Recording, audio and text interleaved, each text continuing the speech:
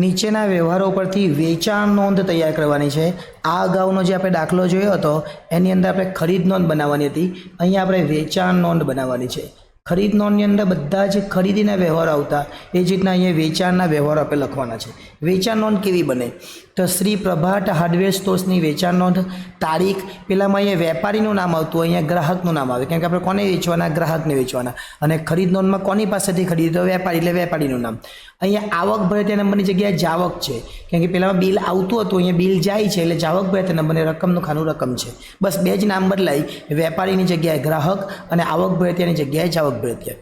જોઈએ, નેહાને 20,000નો માલ 3 માસની શાક પર વેચ્યો, બિલ નંબર 80, 20,000નો માલ નેહાને વેચેલો છે એટલે તારીખ લખવાની 1, અને જે મહિનો આપેલો એ મહિનો આપણે લખીએ 2015 જૂન 1 એવું પણ લખી શકીએ। 2015 પછી જૂન 1। ઓકે, ચાલો કોને વેચેલો છે આપણે નેહાને, એટલે લખવાનું નેહા ખાતે। કેટલાનો માલ વેચેલો છે તો 20,000નો માલ ને 80 બિલ નંબર, બિલ નંબરમાં 80 અને રકમમાં લખવાના 20,000, ખાપામાં કંઈ જ આવે નહીં। આગળ, વિધિ સ્ટોર્સને 10,000નો માલ 5% વેપારી બતાવે એટલે 10,000માંથી 5% કાઢી નાખવાના, 10,000માંથી 5% એટલે 500 નીકળી જાય, એટલે કેટલા આવે 9,500। 9,500માં મજૂરીના 400 ઉમેરી દેવાના એટલે કેટલા આવે 9,900, એટલે રકમમાં લખવાના 9,900 અને બિલ નંબરમાં લખવાનું 85।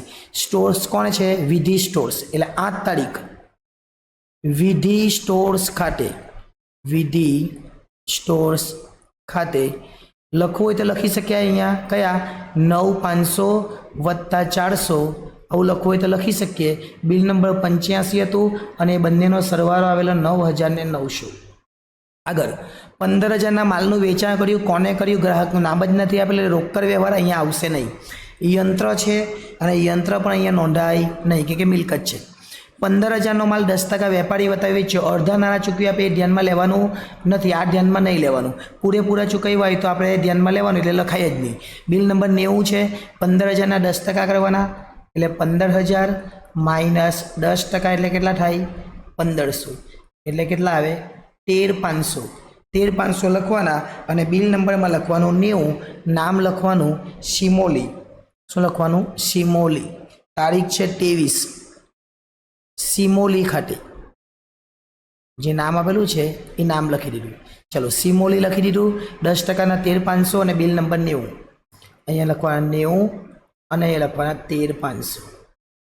ઓકે, આગળ, રિદ્ધિને 20,000ના માલનું વેચાણ 10% રોકડ બતાવે, રોકડેથી ખરીદ્યું એટલે આ વ્યવહાર પર લખાય નહીં। મીત પાસેથી 15,000નો માલ મોકલવાનો ઓર્ડર મળ્યો એટલે આ પણ લખાય નહીં કે બિનાઠીક વ્યવહાર।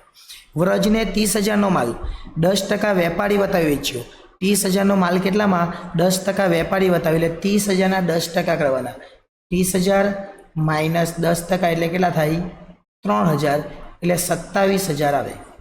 ઓકે, અને બિલ નંબર કેટલું છે 95, લખીશું 30 તારીખ, અહીંયા લખવાનું વ્રજ ખાતે અને બિલ નંબર કેટલું છે 95 એટલે 95 આપણે લખવાના અને બહાર આવશે 27,000।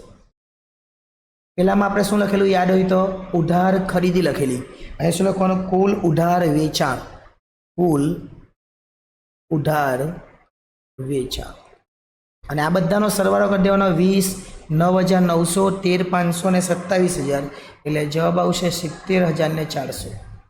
એટલે અહીંયા આખો જ દાખલો પૂરો થઈ જાય। આ અગાઉ આપણે ખરીદ નોંધનો દાખલો બનાવેલો હતો અને આ વેચાણ નોંધનો દાખલો છે।